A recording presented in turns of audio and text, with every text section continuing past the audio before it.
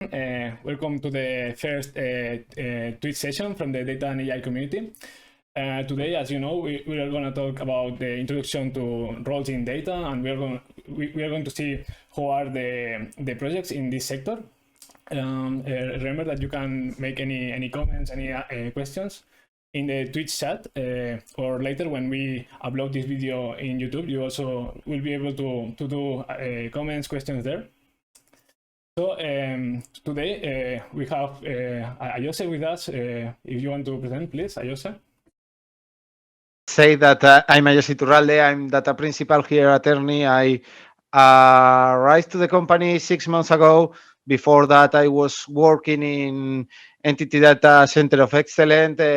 My main role in the end-to-end data pipeline was as a data scientist, and well, my background is like, I am a mathematician, so I study maths at university, and then I get a master in big data and data science. Thank you very much, and sorry for this. Now, please, No Victor, problem. if you can introduce yourself again, please. Okay, that's fine. So as I said, I'm a power platform consultant at Ernie. I've been working in Ernie kind of for years. So I started my career at Ernie as a finance controlling, and then I moved back, moved forward to a new, completely different role that is doing new applications through Power Apps, doing some automation of the processes, automatization with Power Automate, and then doing some reporting with Excel and Power BI. Okay, thank you very much. And also we have Aaron Galdon. Please, Aaron. Hi, everyone. Well, I'm a software engineer at Ernie for 5 years. And I was involved for almost 2 years at HP doing data engineering tasks. And that's it. Okay, thank you very much. And finally, I'm Enrique Domingo. I'm a machine learning and software engineer at Ernie. I really like to apply machine learning and artificial intelligence in real-world applications, and also automation and other data applications. And previously I was working, I co-founded a drone startup with some colleagues, and I was working with drones, with software, telemetry, computer vision, flight operations for around 7 years. So this is my background. Okay. So also let me introduce the Data and AI community. We started at the beginning of summer, and well, this is the first Twitch session, but we have been making other sessions like monthly. We meet monthly to talk about interesting topics and to show technologies and different topics. The next month, for example, we will be talking about SQL, advanced SQL and efficient, where two colleagues of us, Aitor Mars and Adelis Nieves, will be presenting this topic. Sorry, I had an alarm here. Yeah. Also, so today we are going to talk about the data engineering role, the business and data analyst role, the data scientist role, and the machine learning engineer role, which are some of the most common in the industry. But let me mention that there are other roles also involved in the data sector. For example, some roles like our colleague Jose Oro, who is the data protection officer at Ernie, and he's in between data and legislation and laws. Also, there are some other that are not as much considered to data, but for me they are quite much, like cybersecurity, as they many times secure like most of our data pipelines, the databases, and so. Also, backend engineers many times deal with lots of data, front ends with data visualization, and so there are other roles involved, but we will be talking today about those 4 or 5, which are the most common in the data industry. Also, let me mention, we at Ernie have a collaboration with Women in Data. Adelis Nieves, she is one of our colleagues working at Ernie, but she's also the chapter lead at Women in Data. So I recommend, if for any women who is starting at this sector, is pivoting or is basically starting, to take a look at Women in Data, to contact Adelis Nieves if she has some doubts about it, because yeah, it's a really interesting organization. More or less, that's all about the introduction. So please, Ayose, if you want to start. Yeah, let me share my screen, please. Thank you. Is working? Yeah, perfect. Okay, so as Enrique said, we are going to explain briefly what we are doing in a data project and what is interesting this kind of data. Data is now in the edge of a lot of technologies. We are always listen about artificial intelligence, about data is the future, or even data is now the present. But most of us don't know what is a completely data pipeline and why data is important. So this is the main idea of this talk, and we will try to do it as fun as possible, and we are not going to go deeply because we will take a lot of time to do that. So at first, let me check. Okay. I would like to explain why data is important in any company on in any organization. At first, we just have data. We try to save a lot of amount of data, but we didn't use it, or companies didn't use it. Then we started with some computers and some technologies to get information about this data, try to extract some features about each data that we have, and try to work with and use the data to give us information. Then with this information, we can extract knowledge, try to find a relationship between each individual of the data that we have, and so on. With this knowledge, we are able to have an insight of our data, more knowledge about a complete vision about our data, and try to figure out different information that we didn't have, but we can deploy or create, and we can do some forecasts or aggregate clusterize the individual that we have in our data. And with this insight, we can have the wisdom and try to use this data to apport a really high value in the companies. And with this high value, we can give information and give statistics, KPIs, and so on to fight against conspiracy theory, which is not data, which is not a statistic, which is just using data without information, knowledge, insight, or our wisdom. So that's why we are working in data. That's why we are trying to do a completely pipeline, working with good practices in order to try to apport our company's wisdom and not apport something similar that conspiracy theory or unbalanced data that we will be almost the same. And now you can see a completely, or at least almost complete data pipeline. Once we have data, we have a lot of tasks to do. These are the most important, or kind of most important tasks that we can do in our data pipeline. At first, we have to ingest the data. We have a lot of devices that can record data, but then we have to upload it to somehow, maybe to the cloud, maybe on our laptop, and try to pre-process this data in order to have the information in any device. Then we have to do an ETL that we will explain later, but is extract, transform, and load the data in order to,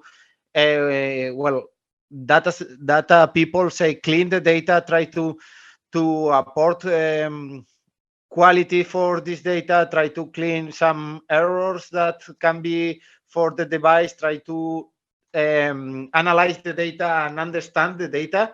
Then with this well, with this task, we can extract the information that we have from this data, try to analyze, try to do some forecasts, and then this is the most theoretical technical part. Then we have the maybe one of the most important tasks is like show to our clients, show to business people that this data is important. The conclusion that we take and make a presentation and make our results more visual to people who are not interested in data or interested in statistics, and extract to our conclusion for everyone. So this is the main task that we do when we are working in data, but we have different profiles. We are for different backgrounds. So first we have the data engineer. That engineer try to get the data and clean the data for the data scientist. The data scientist try to train this model that we always heard about, that artificial intelligence model, machine learning models, prediction with very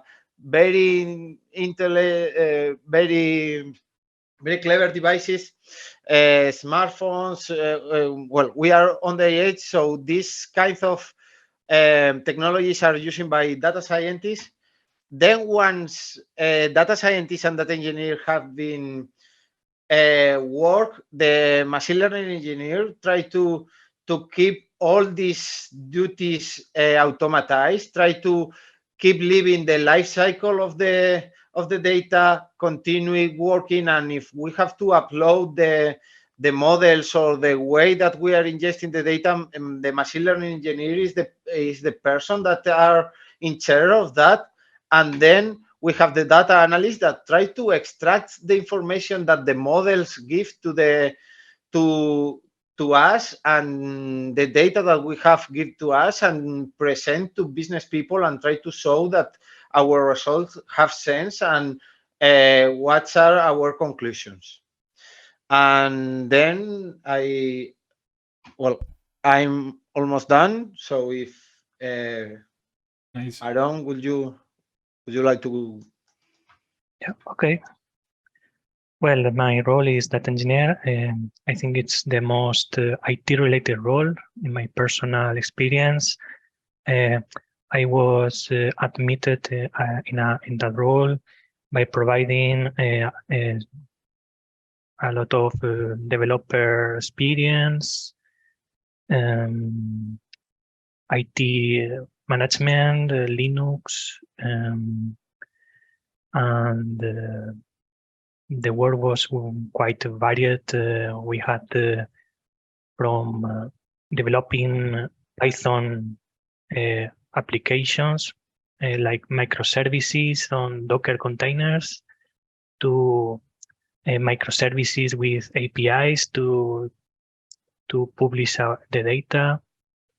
So investigations were really important in that work, because there are always new tools, new ways of doing things better, and also we need to find the better way to do it, a better way to do it in a more reliable way.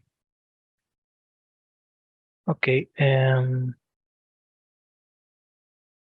about the technical profile, of course, software engineering can be data engineering, someone with DevOps experience or cloud, or about distributed systems or big data. There is some details about cybersecurity, servers and networking, and of course, someone with databases, big data, machine learning, or data science experience can fit in this role also. Okay, in the next slide, we can see an ETL. That is the main task of a data engineer. First, extracting the information from several sources. They can be APIs or databases or real-time streamings. Next, we have to transform, to process and organize the data, clean it or deduplicate it. And finally, the results are stored in the best cost performance approach we can find. the cloud.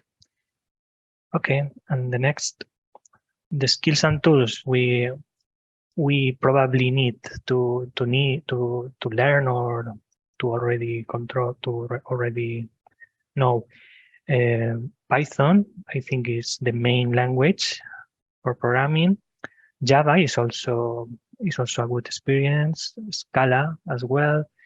Go is really nice for APIs, and of course SQL to manage data in an easy way. To about services on the cloud, we need to focus in a project in a single provider. I think in my case was AWS from Amazon, but we also have good environments like Microsoft Azure or Google Cloud. There are lots of tools inside of those providers. We have no time to cover all of them, but we should focus on services related to storage, to databases, to data, for short. About other tools that can be useful are Spark. Spark is a really powerful processing tool for big data with real-time streaming, distributed fast queries. We have also Delta Lake and a layer for getting better consistency and transactions log. Docker to manage apps running on Linux containers. Apache Airflow, able to schedule and sequence workflows or data pipelines. And of course, another libraries in Python, mainly NumPy and Pandas for powerful arrays or tabular formats. Okay. Let me ask you, which of those technologies would you recommend to a junior that wants to start in the data engineering role? So from all of those technologies, which are a lot, which of those you think are a good idea to start with? Python, of course. And one of the cloud providers, knowing some of their main services. Yeah, I think that's very interesting because there are like different cloud providers, especially AWS, Azure, and GCP, and all of them has many features, many services, and it's impossible to keep track of all of them. So my recommendation also is to choose one and keep with that one, and if later you have to switch, it won't be that bad. But yeah, to focus at one first because it's in the end it's a matter of names, no? They name differently same concepts, exactly. like storage and so on. The same Linux machines and the same databases in behind. Okay. And something about Docker, the basics of Docker, and SQL probably.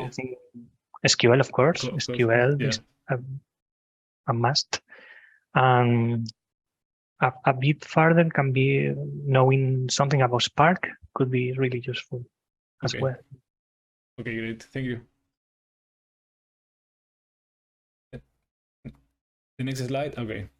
Now it's the turn of Victor. Okay, so first of all, my turn is to explain about data and business analyst role. I'm going to say that today we are not going to say that there is a difference between data and business analyst. Normally, as a general role, they are the same. Additionally, this is the most common role to study in data. We will explain why, but basically it's because in a technological sense is the easiest one to learn, because what it matters the most is the common sense. And obviously, you know that not everyone has this common sense to become a data analyst. Let's start to talk about backgrounds and studies. Obviously, there is no need, as I said, there is no need to have a special background. So everyone can become a data and business analyst. But it is true that the majority of business analysts and data analysts currently in the market come from business and economic degrees. And obviously, as you know, there are plenty of offer in masters in data and in bootcamps. That is a kind of master, but only in a 6 months format. let's talk about the general task, because some of them are related as a data engineer, some that are related to another roles on data. But for me, as my point of view and my experience, there are two big parts. One is extracting and collecting the data from the different data source. It could be SAP, it could be Oracle, it could be SharePoint, it could be an Excel, whatever. That information could be that comes from the data engineer, or could it be that you had to extract it yourself in the data itself, in the source. And the second most important thing that is also, normally it's the one that is always done by the data analyst, is to bring that data to life through reporting or to a dashboard. It is always a data analyst does that part of making it visual. Okay, skills. For me, I'm going to explain the fifth most important skills. First of all, ability to ask proper questions to understand data source. It is important to know which is the part your company. It's not the same a company that is a manufacturer one that a services one. Okay, it's not the same. It has different different knowledge of data. Then, important, not in data, but in all roles, is ability to interact between team members and stakeholders, and kind of related, communicate efficiently and smoothly. Normally in data projects, there is no one side working in the project. Maybe there are teams of 20, 40 people. So it's important to interact between all of them and have no issue at all. Then, and also it applies normally, currently it's famous one, is know how to research for resources. The ones that are working in data or in software developing, we spend most of the time looking for solutions, even in YouTube right now, even in blogs, even in Stack Overflow, etc. So it's important which data source, which resource how to find them. And then it's also important that technologies evolve a lot lately, so it's important to desire to keep ourselves updated, because you know that technologies nowadays, they go so fast. Tools. I have explained this in three main areas. The first one is extraction and cleaning. For me, as data engineer also, there is learn SQL, even MySQL, SQL Server, or whatever. And then, of course, Excel. Excel is the mother of all, let's say, results, outcomes. And you know that your manager always, what is the Excel? It's a famous question. Okay, I want the data source, but what is Excel? I want to download the data, so give me the Excel, that I will do my own calculations. Then there is another part, that is the dashboard. This is only bring the results to a visual, to a picture, to give the summary. We have the four main ones are Power BI with DAX and Power Query, Tableau, Looker, that is from Google, and ClickView. And it is said that Looker is nowadays in doing a height. Sorry. And well, Power BI for me is the most important one. I'm in love with Power BI, and I think it will be the most useful in 5 years' time. And then we have the technologies, because you know that Excel is a software, Power BI is a software, but then you need to know the technical knowledge are SQL for SQL, obviously. Excel and Power BI work with M language, that is Power Query. It's also important that no one knows about Power Query, and you can use Excel as an ETL, extract and format. It's all potential. And then you have the Python and R that are technologies that each role needs to know. Okay, so very, very interesting. Let me ask one question that Belu Vasquez made in the chat about PySpark. So I don't know if you want to answer. Maybe you have been more involved with PySpark. Yeah, what is no useful? problem. Well, PySpark is a library that allows using Spark from Python. And in my experience from Python, I was able to use PySpark in order to query the data, manipulate it, and upload it again to another place in a very fast way. The performance is much better than pandas or other libraries. I don't know if I'm wrong, but I think that also it's for distributed systems. So if you have distributed clusters of data, it can, like Hadoop and PySpark. And the difference with PySpark and Spark that maybe is confusing is because PySpark is the interface for with Python to interact with Spark, isn't it? I don't know Spark, which was the main library or the main programming language, maybe Scala or I don't remember now, but yeah, PySpark very useful today if you know Python. Okay, thank you for the question, and if you want to make more questions, we'll be answering them when we can. Thank you. So now I think that is the turn of Ayose. Could you hear me? Yeah. Okay, so I will start to explain what's data scientists do in our job. So at first I will explain a little bit about the skill that we need. Then I would like to spend a few of the minutes that I have in order to show or to try to teach what a model is, because sometimes data people start talking about models, and the people who are not very interested in data don't know exactly what a model is, what a model can be used to, and it's like a black box that give me information. So I would like to show how we train the models, how we can use the model for get information, and how the models can give the information and so on. And that will be my talk. So first of all, which skills that are related in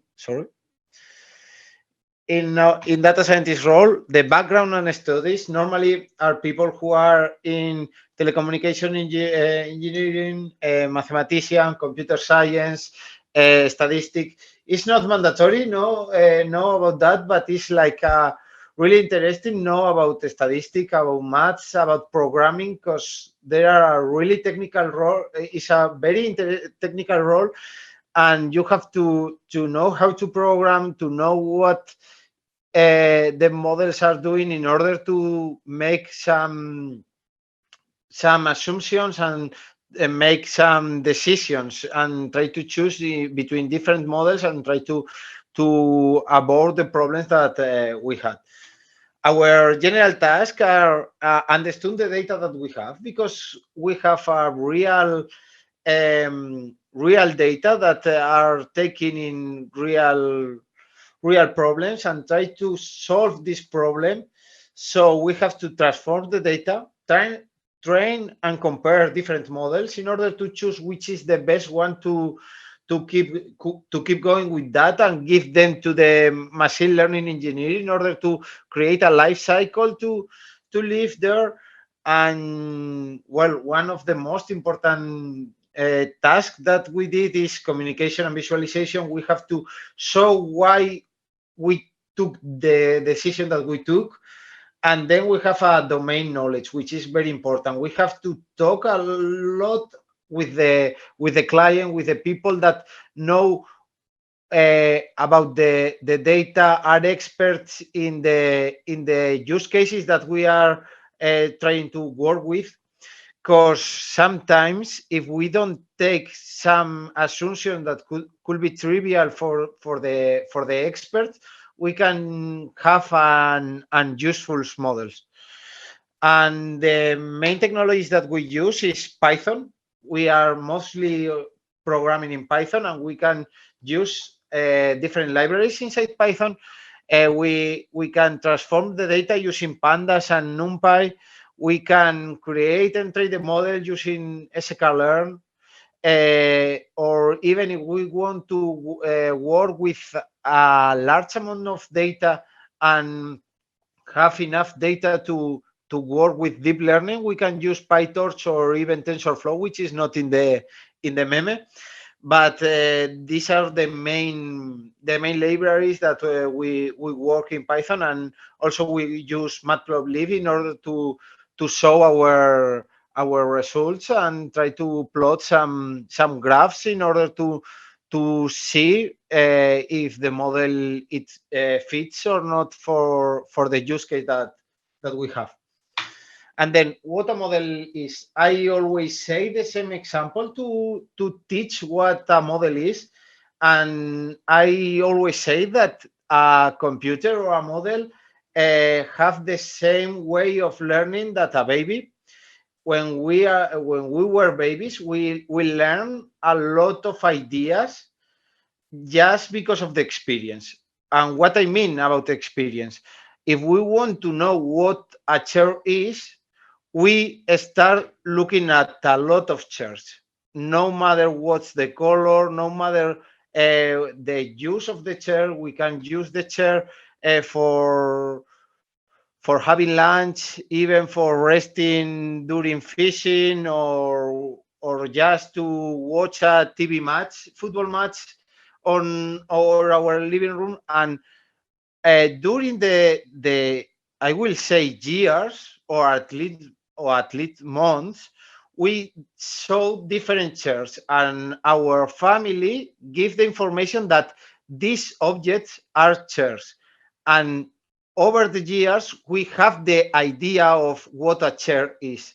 And then we can identify different chairs that we didn't see before, but we have the idea of the and the concept of a chair. So we have to see a lot of data to have an abstraction of an idea, and then we are able to make this assumption to the data that we didn't see before. And this is really powerful, but it's also important to know that we need a lot of data and a lot of different data to make these assumptions. And it's also very important to know that the assumption that we get are extracted from the data that we see. If our baby didn't see a chair, he will never be able to detect a chair. So this is important to show our clients and in our projects that if the data that we have is not the same or is not evaluated to the same purpose that we want to have for our model, the model will not work as we want. So that's why this inside joke make for the project, that sometimes the client give us a data that is not related for the artificial intelligence model that they want. Then the second idea that I would like to show is how we teach the model once we have the data. We have two different options to teach our model and to use our model. First of all, it's called supervised learning, and it's quite similar to the idea that I told you before. We have a lot of input data, and we have annotation or labels that we mostly call it labels, and we have these apples, and we teach the model that these are apples. So we can show another apple to the model, and the model gives us the prediction that, well, it seems like an apple. It's an apple. I give you a 90% of I'm sure at 99% of this is an apple. This is a way to work with data, to train the model, and we need a lot of data, and each data has to be with this annotation or labels. But what happens if we don't have this annotation, and give this annotation are could be even impossible if we have millions of data. we can use unsupervised learning. Is another way to work with this kind of model, and we have an input data, and we can throw this input data to the model, and this model can extract the similarity between different data, and the model can group apples into apples, peach into peach, and bananas into bananas.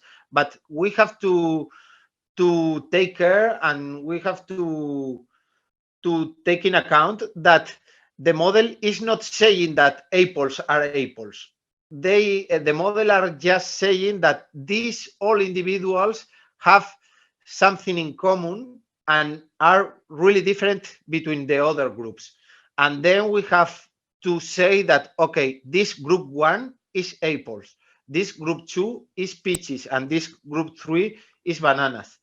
But the model is not able to see to tell us that bananas are bananas, because the model has not the idea of banana, because there are not any annotation to teach the model. And well, that is the two main ideas that I would like to show to you, in order to just to try to show you what we do in a non-technical way. If someone want to go deeply in future Twitch session, we can go deeply. But in the very first introduction, I would like to be more clarified for the people who are not as techy as maybe we can be. Thank you very much. Now, I also see the comment from. Yeah. Okay. I don't know if you have any questions. Sorry, I go ahead. Sorry. For now, no questions in the chat, but I saw this comment from Adelis that yeah, she's referring that it's possible and quite easy to change to switch roles when you are into data, and I think that this is especially interesting for data scientists, because probably it's one of the more difficult jobs to get in, and one of the more popular ones also. So what do you think about this? I usually recommend that people that want to get a data science job and it's difficult to get it, so I recommend them to start with a data analyst role if they find it, or even data engineering role, and then from there try to get more skills and do some projects. Yeah, it's quite curious, because there are very different roles, but most of them are really related. And if you are interested in any of these roles nowadays, the opportunities are really high demanding this kind of work. So you can starting to be data engineering and try to work with data science more than doing data ingestion, because you are more interested in data scientists. So there are no fixed role. Data engineers can deploy some models, maybe not as difficult as a data scientist can deploy, or a data scientist can create or automatize GTLs. So there are not fixed roles, and some duties can be done by data scientists or data engineering. And for me, this is the way to change the role, doing slightly and well, try to do like that. The most important part to become a data scientist is know what the algorithms do and how to train that, and how to make the decision to choose one or other algorithm. And this gives you the experience. So at first, you should, my recommendation, if you want to become a data scientist, is do a bootcamp, do some courses, learn how to program Python in order to become a data scientist, because you can be a really good Python programmer, but you cannot, you are not familiar with the libraries that we are using in data science. And once you have your own projects, maybe on Kaggle competition, which is a really good tool to start learning, you can start doing, and then you will have the intuition first to go for one model or another, or try to do deep learning, or well, the intuition just gives you the experience. But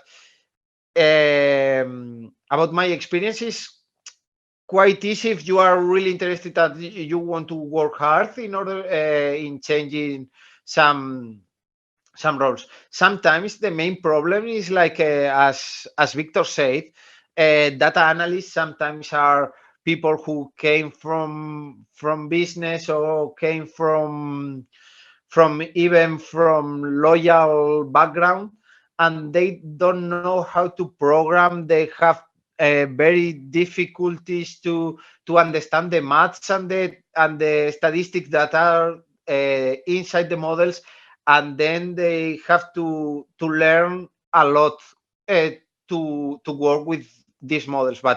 But for sure, there most of the people are able to do it, and if they work hard, they can do it. And from the other roles, from my experience, it happened almost the same. Data engineers can be machine learning engineers if they learn a little bit about models and then are more interested in automation.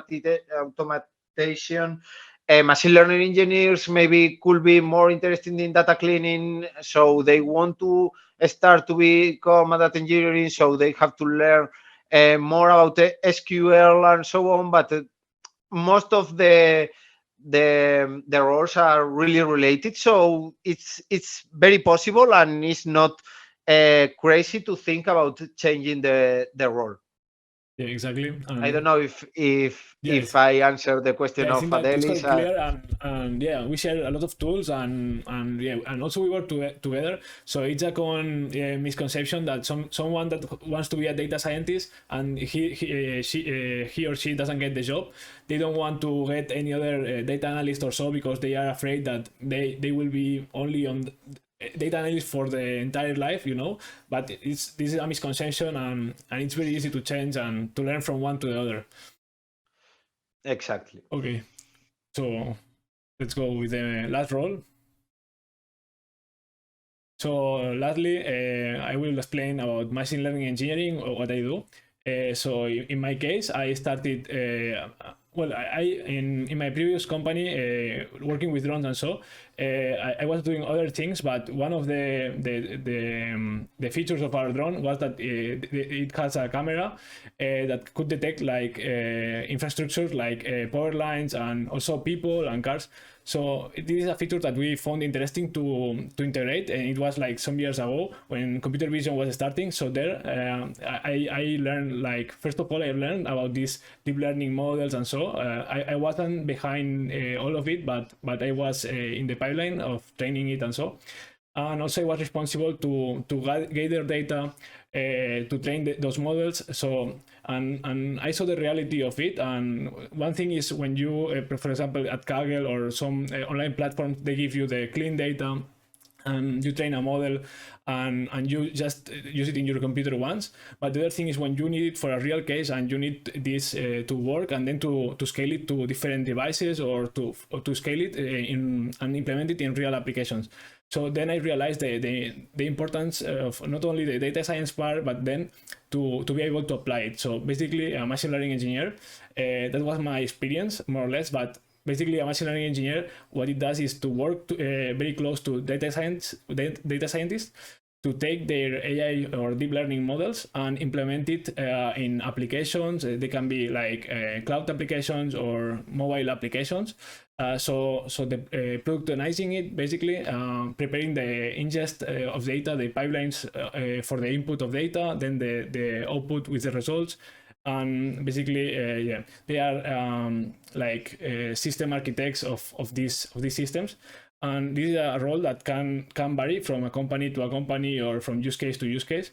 So I put here some skills that a machine learning engineer can have, but it's not necessary to have all of them. So basically, Python is the main one, as other roles have. Also, I would mention to be able to build like backend applications in order to put these models and to be able to serve them as it said. So, for example, if you have a computer vision model that detects faces, so you have to be able to build like a basic website where you can upload faces of people, like mask or any example. and process it on the, for example, on the backend and return the processed image. This could be an example of it.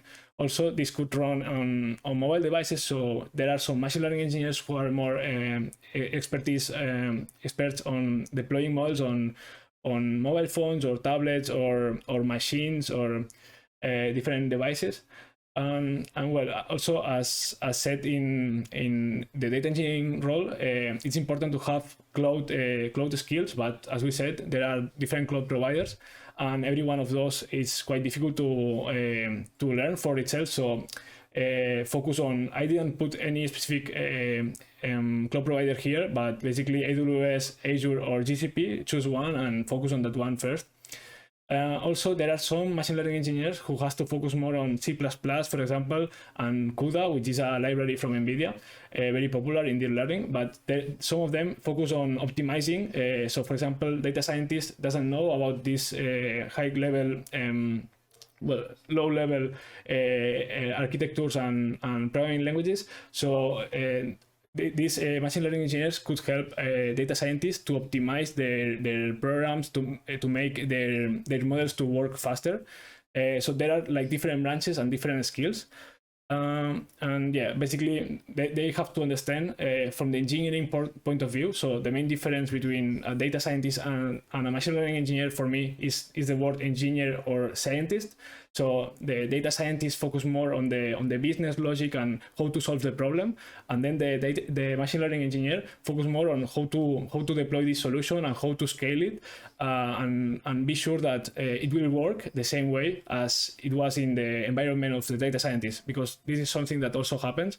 For example, imagine that we are working with Ayose in a project about training, I don't know, a language model that has to translate things, and the data set that Ayose used maybe is from someone that speaks, let's say, English from a specific region. But and he trains that model, and then we deploy it around the world, and then we discover that English can be spoken in different ways, and it's only well performing in this subset of English.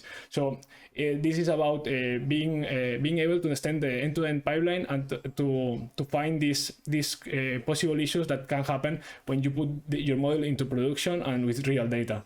And then, so if this was the case, we should need to detect this problem and to collect more data with all possible English accents or ways to speak it, and retrain the model. And this has to if you can pass the next slide, please, Ayose.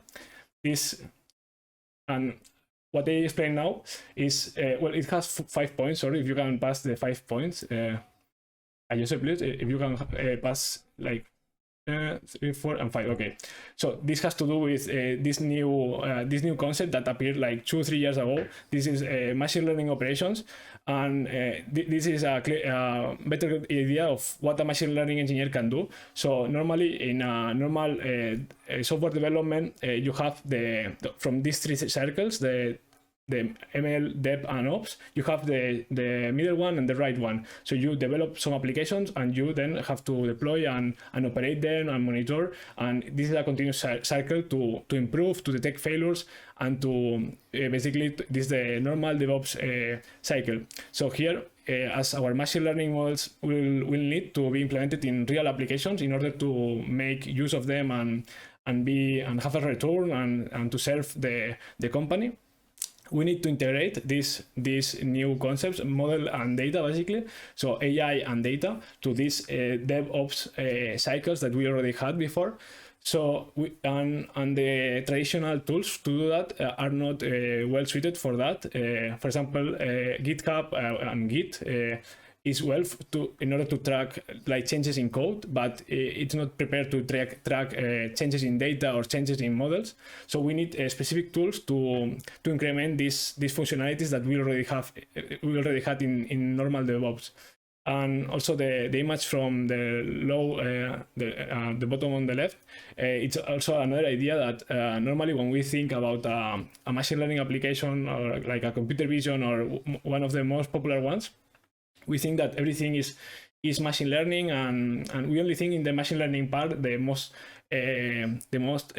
interesting one. But in reality, in order to implement one of these applications, there are like many other software parts and infrastructure code. We have to monitor it and other data pipelines. So this machine learning operations tries to make data scientists work with the software engineers, infrastructure engineers. So it's an in-between role to connect them. And well, not all machine learning engineers are capable of doing all of this. So normally you focus on some of these areas. So maybe on the operating part or in the developing part. So for example, one machine learning engineer can be a backend developer of web applications, but specialized in backend applications that integrate machine learning models. This can be a machine learning engineer without knowing about operations much or about training models. Some other can focus more on training models at scale. For example, imagine Netflix. They have, apart from the normal application of the interface from the front ends and the back end where movies are stored and cached and so there are some algorithms that recommend you what movies to see today, and those algorithms so they cannot be trained once and leave it there for years, because the interest of people change like every day. So they need to train models based on the interactions of users every day, basically, even many times per day, sorry. So they need this continuous training and this continuous integration of their models. And they have a strong team of this. The same with Tesla, for example, Google, or the large companies. But these technologies, I put here in the top right, in the bottom right, some examples of some are open source, the lower ones, and the top ones are from the AWS, Google, and Azure. There are more and more open tools to do these machine learning operations, and nowadays it's possible to integrate these methodologies to smaller companies, because every day there are more companies and even small businesses integrating AI tools or building their own models. So this is more or less what a machine learning engineer can do. Yeah. And well, yeah, to conclude the talk, I put here, well, we put here some resources to learn more about data if anyone wants to start. So I put here, well, there are more, of course, and YouTube is not here, for example, but it's a very good, I don't know about you, if you want to recommend any other one, Ayose, Victor, Aaron, or do you have experience with some of those ones? YouTube. For me, it's the most important resource that I'm using currently, because this is the main difference between watching and reading. And for me, what is more visual is what it helps me more. But sometimes you need to understand the logic that is behind. And when there is some logical, you need to read all the documentation. That's for sure. Yeah.